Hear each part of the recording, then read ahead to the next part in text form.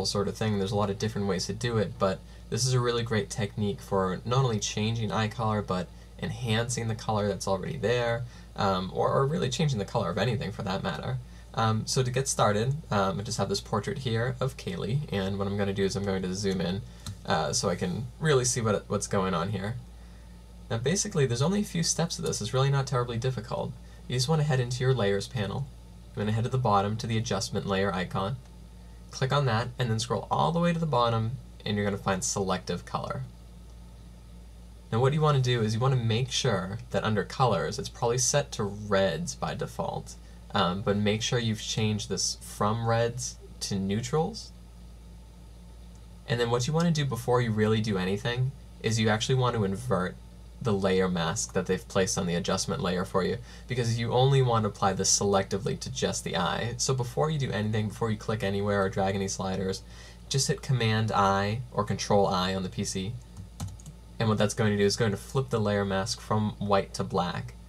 So now we just need to paint in any adjustment to just the area that we want it in.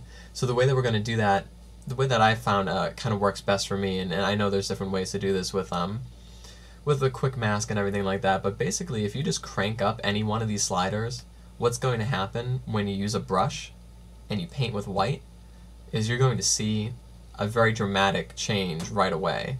And obviously this isn't necessarily the color or the change that we want to make, but it's going to allow us to see where we're painting. And we'll just go around, and you don't have to do the world's best job the first time, but then what you do is you hit X on the keyboard, switch to black, and then you can just kind of clean up any areas where you have painted by mistake. You do want to clean up if you have a catch light, like I have here.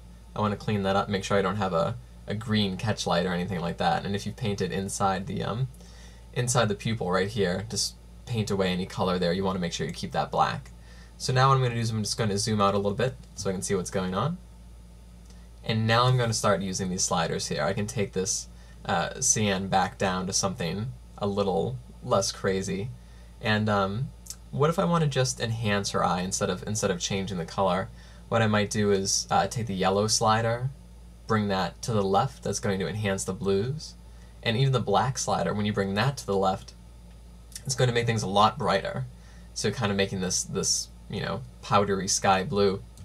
And of course it's a little dramatic, so just take the opacity of that layer and bring it down until you have something nice. So maybe like here.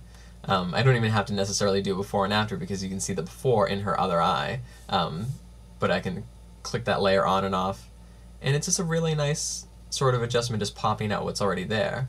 If you want to change the eye color, like really do something different, like maybe I want to make her eye brown, you can find a way to dial that in.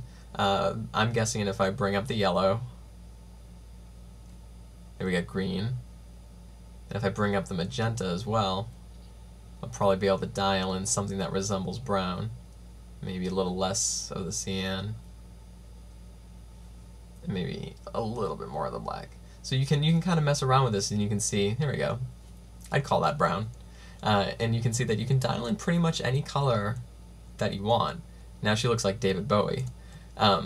So basically, this is a great technique for not only changing eye color, but really for changing any color, making sure that you've added a selective color adjustment, you've flipped the layer masks to black, you've changed this setting here to neutral, cranked up one of the sliders so you can see what you're doing when you paint it in, and then just start to kind of mess around with the sliders until you dial in the color you want. And that's it.